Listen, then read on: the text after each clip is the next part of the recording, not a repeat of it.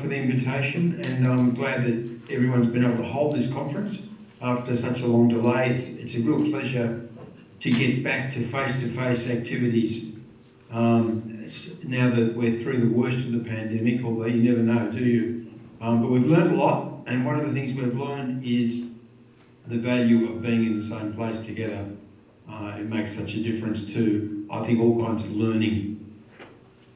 Now, today I want to share some reflections on global science, and I'll share my screen at this point.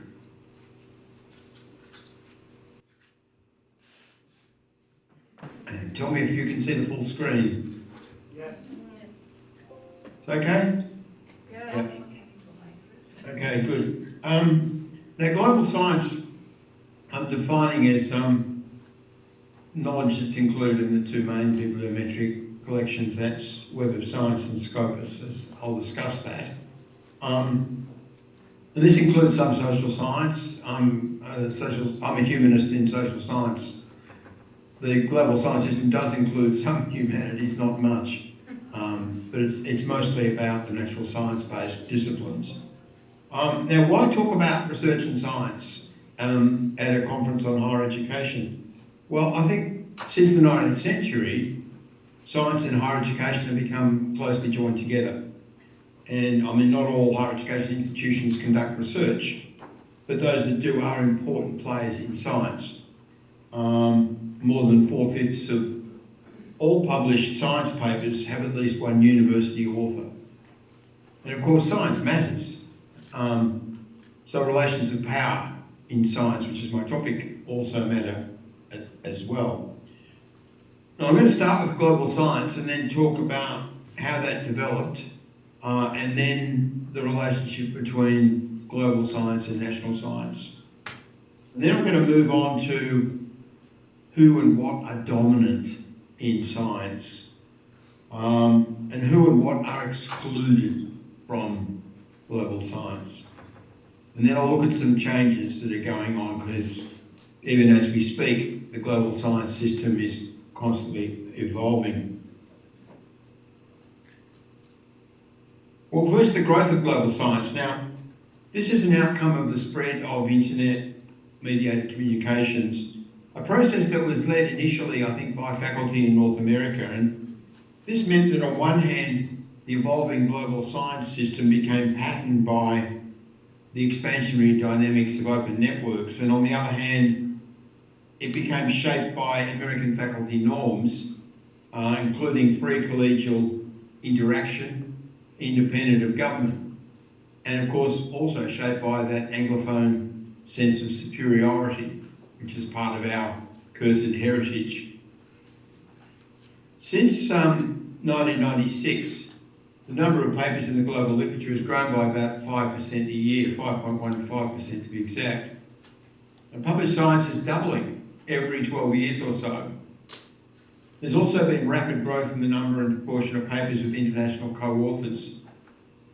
And partly through this, active science has spread to many more countries in the last generation. Most of the important new science now starts in the global literature rather than single nation literatures. In the STEM disciplines, though less so in other disciplines, global science has become epistemically primary throughout the world.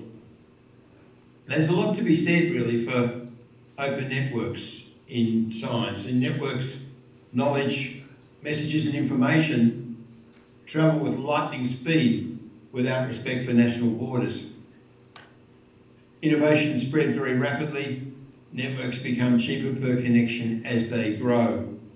By joining the pre-existing network, new researchers and new national science systems gain access to immense resources.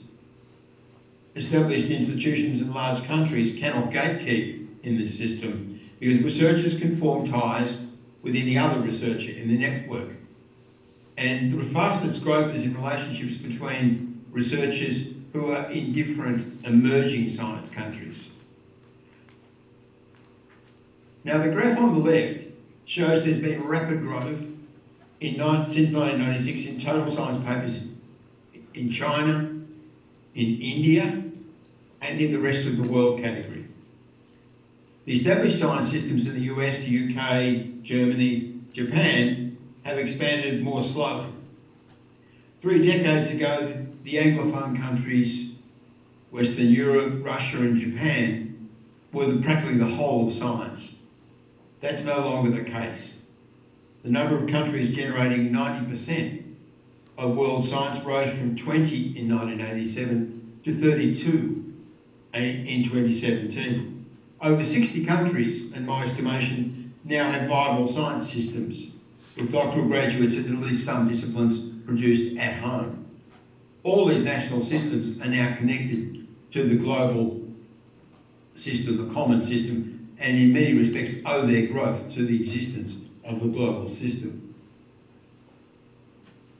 The number and proportion of papers co-authored in more than one institution in the same country has risen sharply. And papers co-authored in more than one country have risen even faster.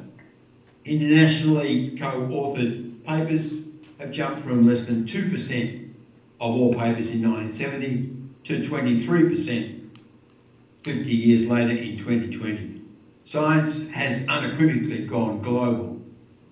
Mobile doctoral students have played a large part in the globalisation of science, though the international proportion varies by country. So Canada, in 2020, 29% of male doctoral students and 43% of female doctoral students had crossed the border for their training. So, well, why do researchers collaborate internationally? Well, there are several answers in the research literature on science, and funding and program structures often incentivise cooperation. I mean, in Europe, the conditions of research funding often require cross-country teams. But the intrinsic motives of researchers are probably the most influential aspect. For some, there are career gains in going global. I mean, partnerships between established researchers in the global north and emerging researchers in the south are common, often through doctoral education. Interviews with scientists suggest that motivations related to knowledge are often strong in developing cooperation, and perhaps the most important single aspect, the drive to discover, to create new work together, shared problems, interests, curiosity, the view that this other person can augment one's work without any sense of loss, just gain, respect for the other scientists who are good at what they do, trust that working together can take the work to the cutting edge, willingness to work with scientists from anywhere because that's where the knowledge is taking you.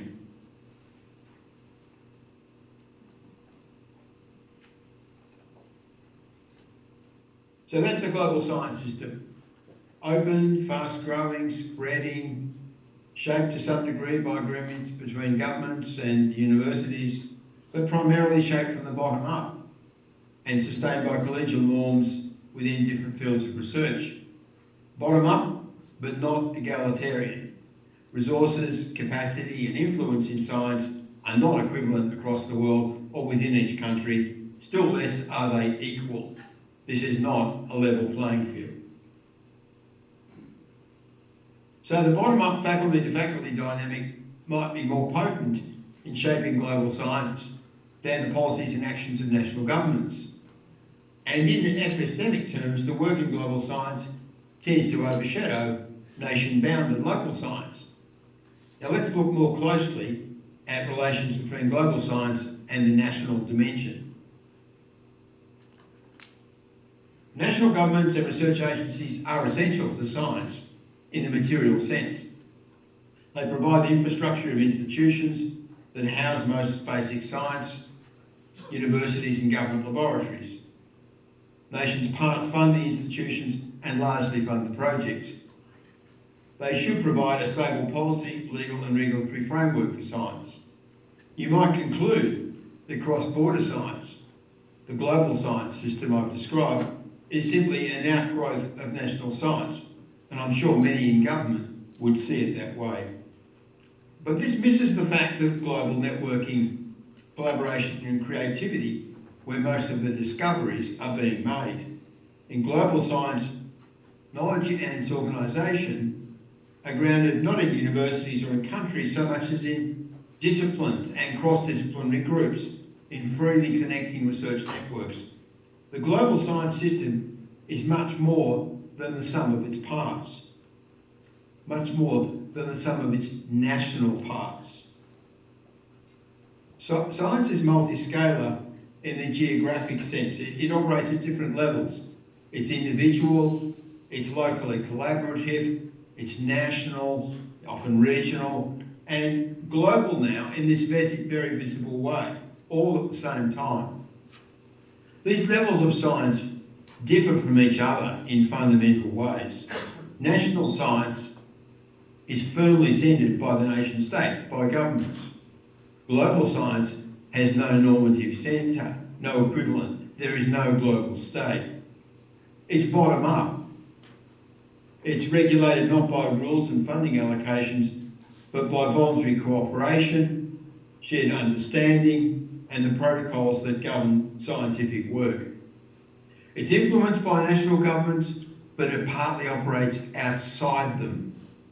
Of course, there's a large area where national and global science, Canadian science and the global network overlap. Scientists who lead their global discipline often lead also in their institution or at national level in science administration. Knowledge generated originally for national government purposes can find its way into the global conversation, and globally sourced knowledge enters into national agendas. So there's a sizable zone of joint activity between the two systems. The point is, though, that global science and national government and policy are different beasts. If nations treated science as a common human endeavour, focused on global problems such as climate change or epidemic diseases, the relationship would look more seamless. However, nations often treat science as a tool of technological nationalism, as it's called, hoping to mobilise science to pursue competitive nation-bound agendas. Then, global science and national science often find themselves pulling in different directions. The nation-bound outlook can be a problem. It leads to confusion about the nature of science and its relationship with the national economy. Governments hope that by investing in science within national universities and other agencies, they will foster economic innovation at home.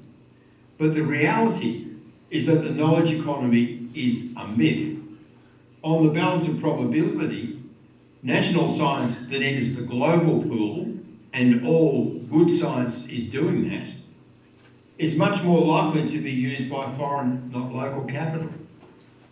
Innovation benefits are more likely to be taken by some other country, by companies and businesses somewhere else than in Canada. And innovations by national industry in Canada is more likely to be sourced from the global pool and ultimately from foreign science than from science in Canada, which is only about 3% of that global pool. And in any case, the majority of research is altruistic rather than directed towards national economic development or national security.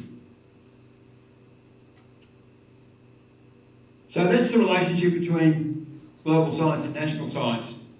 Nations have resource power and they have legal power. Global system has knowledge power. They often will work together, but they're sometimes pulling apart. Now let's unpack that statement from before. Science is not a level playing field. Science is a beautiful thing, but not everybody's beautiful thing. There are walls around it. Let's look at hegemony, as Gramsci called it, dominance via consent, and also look at which knowledge and which knowledge agents are included in the global system and who's excluded from that system. Well, this table lists the world's 16 leading research universities on the basis of production of highly cited science papers. Citations measure recognition, not the quality of research, but an order based on recognition does show us where authoritative science is concentrated.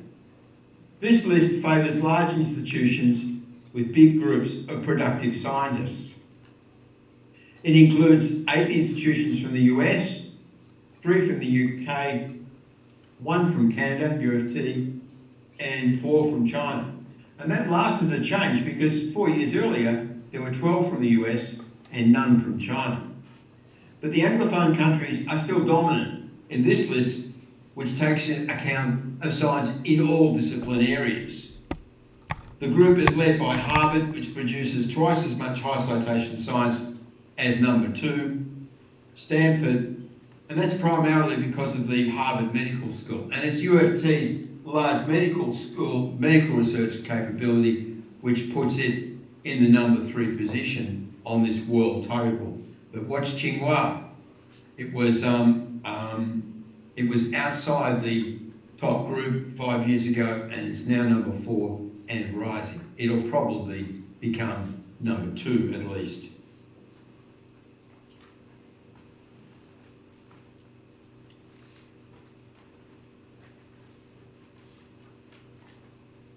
Now this list told us a lot about global science. It's led from familiar universities that concentrate resources and talents. So you might think it's all a matter of scientific merit that decides everything else. Well, it so happens that scientific merit is dominated by Western and especially English-speaking universities. So that must suggest then that that's where the talent and that's where the quality and that's where the best ideas are found. Even the rising stars in China are excelling by being good at Western science. So the West is the best and the rest are nowhere. Well, it's not that simple. The same universities that dominate the comparison house the leading scientists who shape the comparison. They determine what's legitimate as global science, interacting with the publishing companies that circulate global science in journals edited by the same discipline leaders in the same universities, and in interaction with the 2 large bibliometric companies, which are the repository for global science. They manage the list. Now, through these processes, knowledge becomes rank ordered in terms of value and prestige. First, some knowledge is selected as legitimate and other knowledge is rejected, excluded. Second, there's a hierarchy within global knowledge based on journal ranking, citation impact, and the amount of those things. Global science is real knowledge, but that knowledge and the prestige attached to it are both socially constructed. Now let's look more closely at how global science is defined, circulated and used and valued. Global science publishing is largely monopolised by 5 huge companies. I've listed them there in the slide. Like science, they operate freely across national borders. Science is a public good, but the publishing companies have turned it into something that they own. Open access publishing has just become another way of monetarising science via author processing charges. The network scientific world is a godsend to publishers. They actively encourage the publish or perish growth of science, regardless of content or originality, because that expands their market share and their profitability. So has science been subsumed into capitalist production? Are scientists reduced to wage labour for publishers? Well, there is a tendency to this at the margin, but it's not really what shapes science.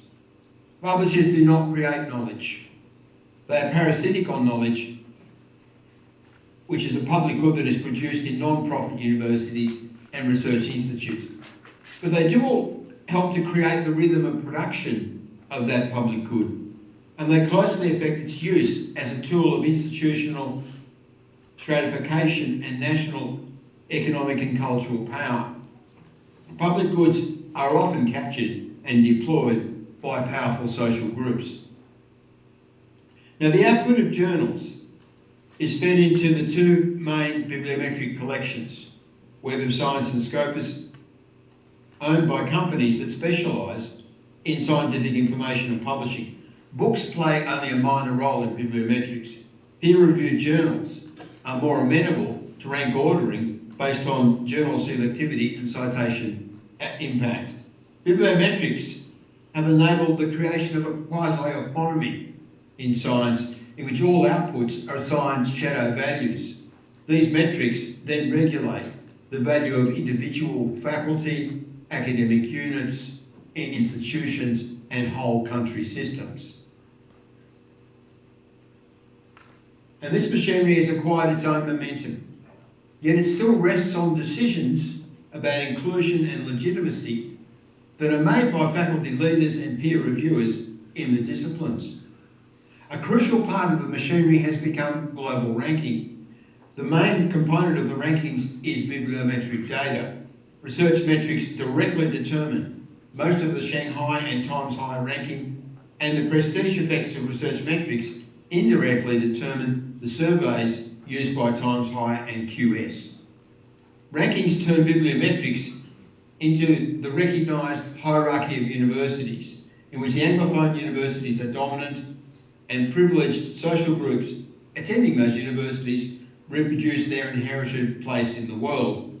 Here we have moved a long way away from the shared joys of grassroots scientific collaboration.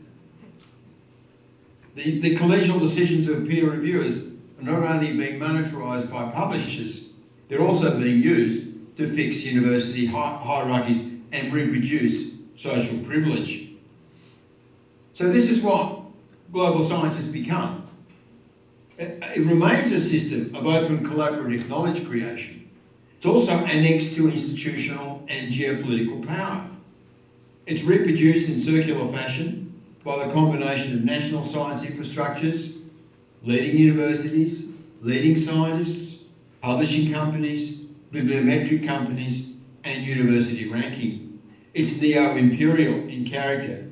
It reproduces a global cultural hierarchy inherited from the colonial era, which nurtures notions that some cultures, some languages, some countries, some people are more highly valued, more creative and scientific, more objective than others.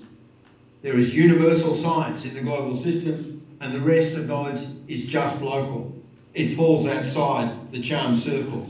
So what falls outside the charm circle? Well, a lot. What knowledge is not part of global science? Well, I'm not here talking about fake data, fake news, raw ideology and propaganda. I'm talking about truth-orientated material. Well, there's a large body of research-based grey literature in government and commerce which doesn't enter the bibliometric system. Research for local and national use, including most of the social sciences and humanities, doesn't enter that system.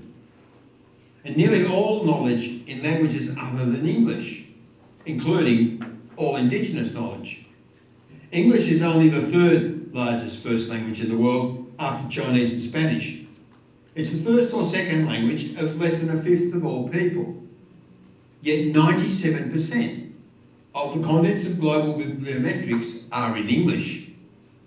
It's telling, isn't it, that the divide between knowledge that's inside global science and outside global science is the old colonial divide between the dominant powers and the rest.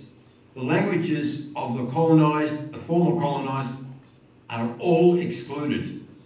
Yet Anglophone and Western countries do not monopolise all wisdom. The Western capitalist economies are destroying the earth, to be absolutely blunt. That's a lot of knowledge that needs supplementation from somewhere else. There's a lot at stake in this question of broadening what's included in that charm circle labelled global science. Well, fortunately, everything changes, and no system of power is ever fixed in stone. And in the last 30 years, science and knowledge have already changed remarkably, and they will change in future. And in this lies the possibility of developing a more inclusive and diverse science conversation. There's also the possibility that science will close down, that global science will become fractured, fragmented, be more closely annexed to national interests, that will lose the potential that a global science system offers. The paradox of global science is this: open networking has fostered all-round capacity development, but global hegemony and the associated social, economic and institutional processes have imposed hierarchy and closure on the network. Gatekeeping has not stopped scientific development, but it has imposed the hierarchy of value and forced new science players to conform to the content requirements of the leading players. These content requirements reproduce patterns of dominance. Nevertheless, across the world, there is significant pushback against the Anglophone control of science.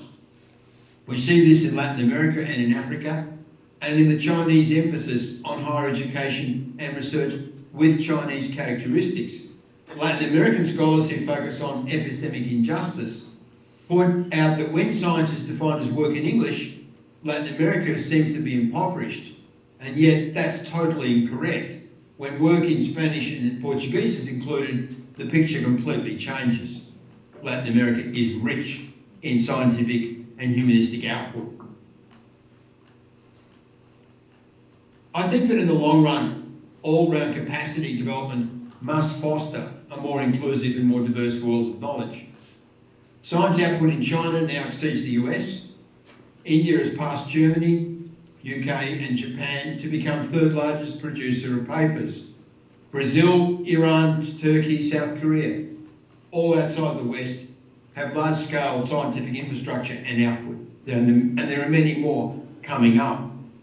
Let me show you two charts that will make this point, two contrasting groups of national science systems. The charts indicate national science output, that's the size of the ball, the rate of annual growth in papers between 2000 and 2020, that's the vertical axis, which ranges up to 6% here, and the national income per head, which is the horizontal axis. It goes from 0 to 100,000 per person.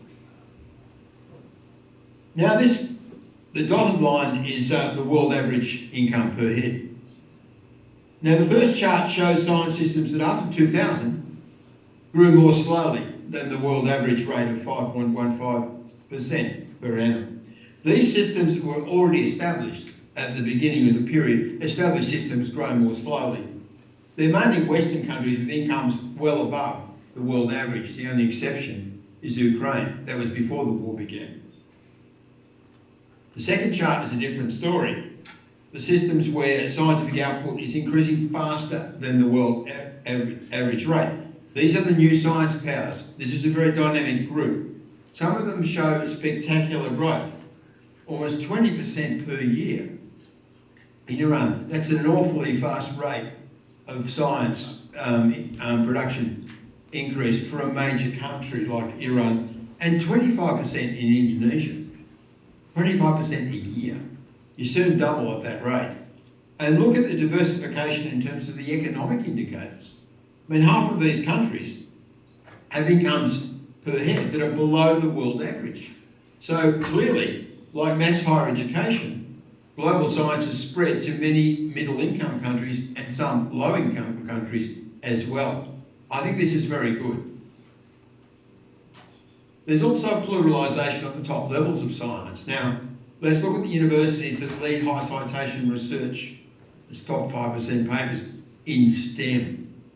Two discipline groups, physical sciences and engineering on the left, mathematics and computing on the right. Well, these tables have become absolutely dominated by China, and the two Singapore universities also figure. The tables represent a dramatic shift. 5 years ago, in physical sciences and engineering, the one on the left, 11 of the top universities were from the US and 1 from China. Now, 10 are from China and 2 are from the US. Now, let me emphasise, it's not that American science has declined. American science remains really strong and has not deteriorated. What's happened is that Chinese science, fed by state investment, has developed very quickly at large scale now and moved past the US in the last half decade or so. China is even more dominant in maths, where it's been dominant for a longer period. Now, these numbers, of course, have put the fear of God into the Trump and Biden administration successively. It seems that it was fine for China's science to develop when it was expected that China would become more westernised through its association with Western researchers, but it would remain weaker than the US. Now, it's another matter, now that China has remained independent and has gone past the US in these key areas. So the US has now moved to decouple US-China research collaborations. China's rise has partly rested on collaboration with the US and earlier drew a great deal of capacity building from that association. But I don't think weakening US-China ties now is going to contain the rise of China. China's science capacity is now well established. It can keep going as an independent country without its collaboration, heavy collaboration with the US. But just to keep matters in perspective, I mean, it's a different story in the other science fields. And in biomedicine and health, Anglophone universities are still dominant, absolutely. And the UFT is number 2 there after Harvard. The first non-Anglophone university is Copenhagen at 22. And the highest Chinese university is Shanghai Jiaotong at 66. I haven't heard that the Chinese government has decided to break off relations with the US because of the US's dominance of medical sciences. But it's interesting, isn't it, how culturally the Western countries, and especially the Anglophone countries, are much stronger in biomedicine and health-related research than are in the East Asian countries. And the East Asian countries throw a lot of eggs into the basket marked STEM. All of them, not just China, Korea, Japan, Taiwan, and so on. It's interesting to also see that earth and life sciences are more plural, with a sprinkling of Europeans, Australians, US, UK, China, across, sort of in that top 16 group. Now, in the last 5 years, governments have become more nation-bound in their thinking, I think, and more competitive about science. And this can discourage collaborative projects and joint authorship, which has sustained the growth of the global system, can reduce university autonomy and overbear academic freedom.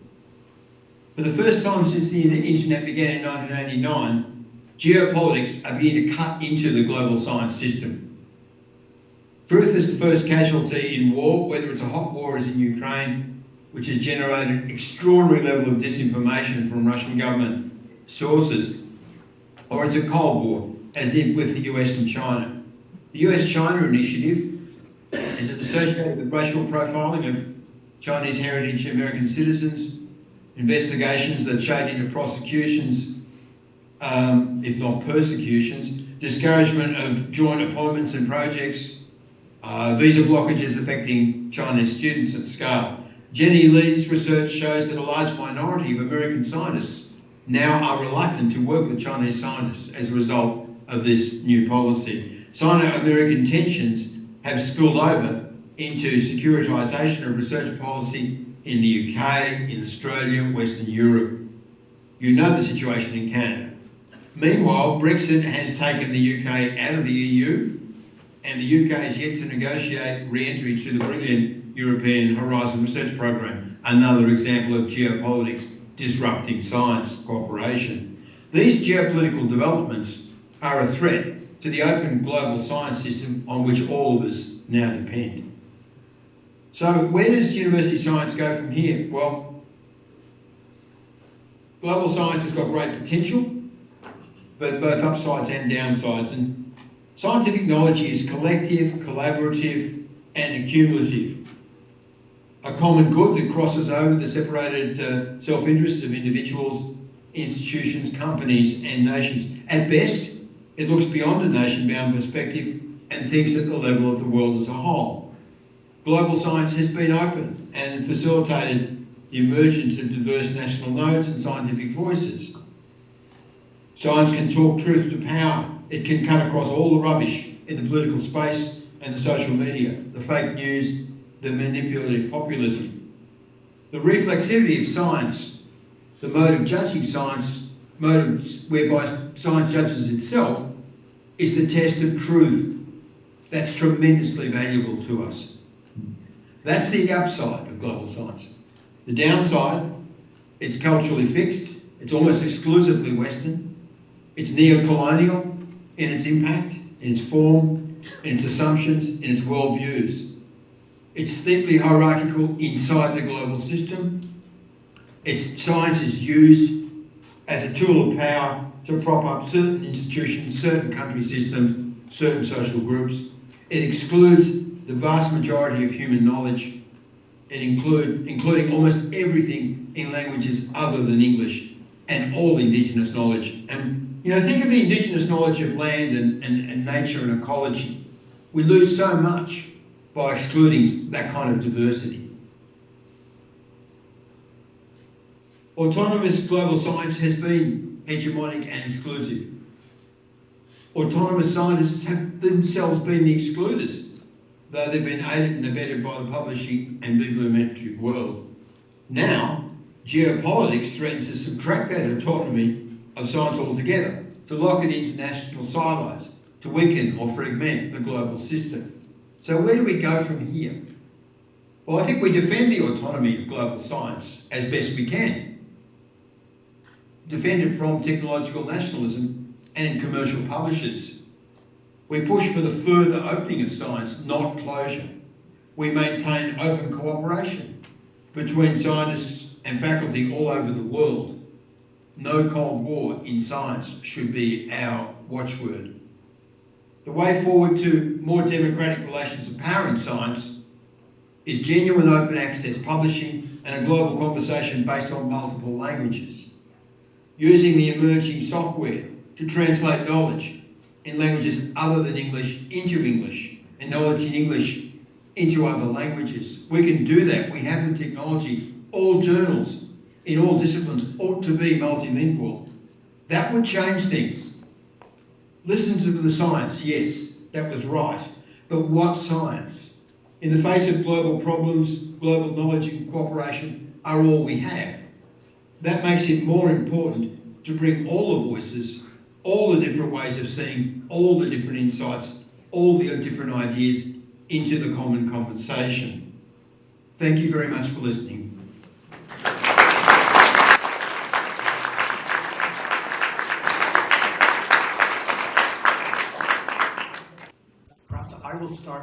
question. Can you speak, you said that we know the situation in Canada. There is certainly a lot of concern about, from our security systems in Canada.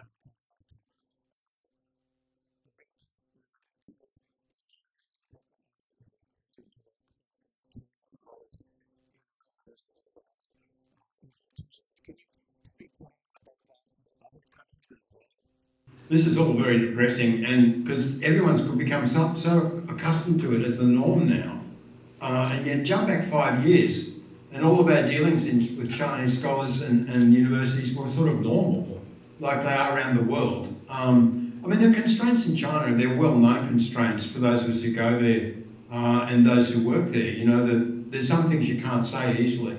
I think that's probably true in many countries, but it's in some respects more deeply rooted in China because the party state has a closer relationship with the universities than most governments do. However, the party state since the 70s has given the universities enormous amount of autonomy. It's evolved higher education decision-making downwards successively, just as has happened in many other countries.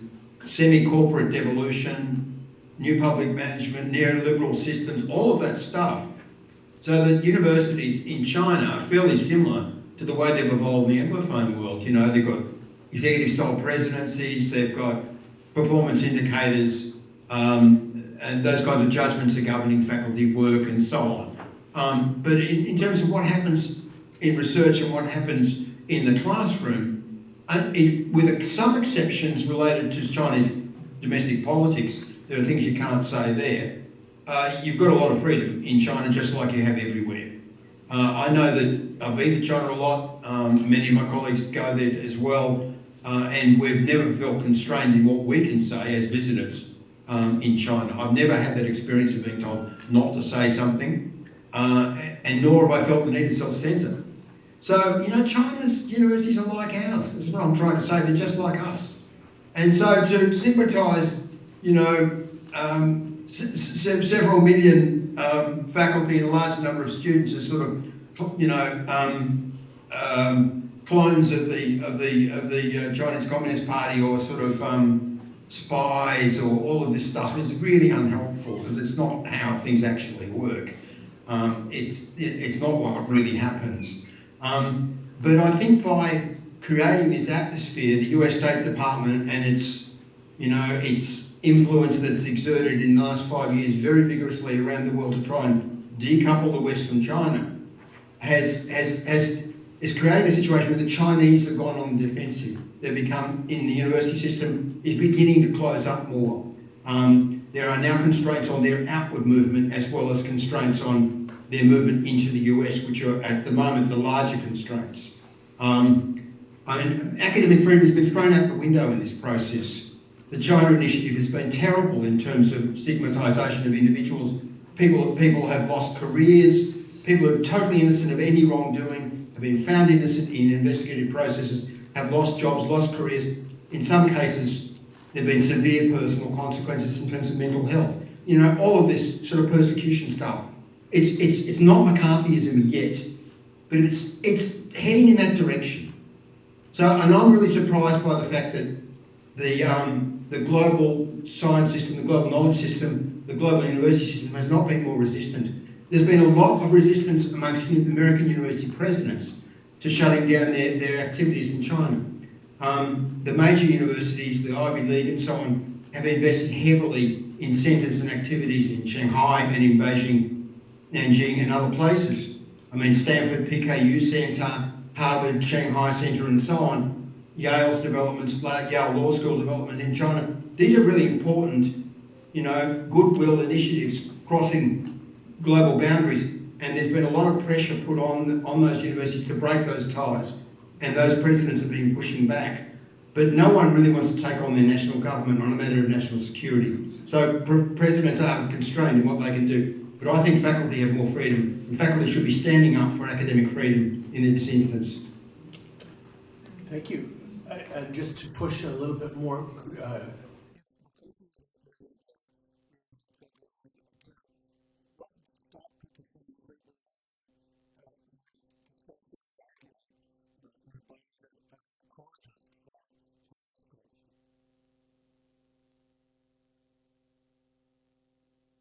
Tell me what I'm guilty of. Yeah. But you just positioned me, and that's exactly the kind of thing that's happening. Yeah, So tell me what wrongdoing I'm responsible for. No, please. not me personally. I'm just saying that that's the way fitness works. Oh, it's just ghastly, this sort of stuff. And this is what Cold War was like last time, But, I mean, in a lot of respects, Soviet Russia and China are very different. Soviet Russia was a closed system, very authoritarian inside, but they also blocked cooperation with the West. They blocked the free flow of knowledge. They didn't learn English and the other global science languages. They just stayed in Russian. Everything got translated at the border and then used inside, and they didn't send their work out. The Chinese are totally open about what they're doing in science. They're publishing, they're all over the global literature. That's why they've got such high citations. China's operating as an open science system, just like the US does. It's not Soviet Russia. Thank you so much. I have a question, Simon.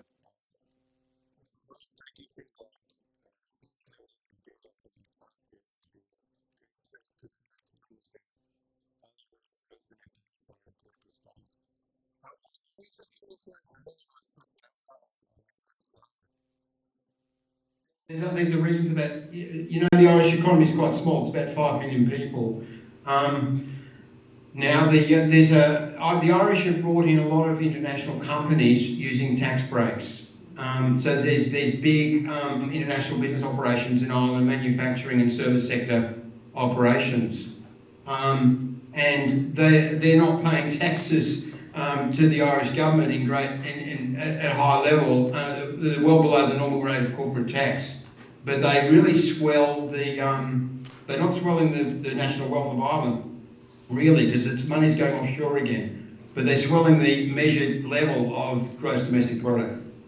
Well, that's Ireland's probably, the standard of living in Ireland, probably about the middle of the European range and probably slightly better than the UK at the moment.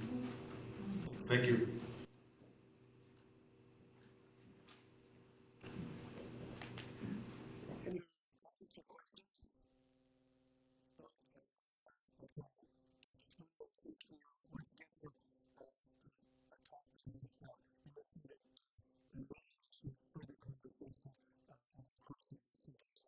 Thank you again, Dr. Marginson.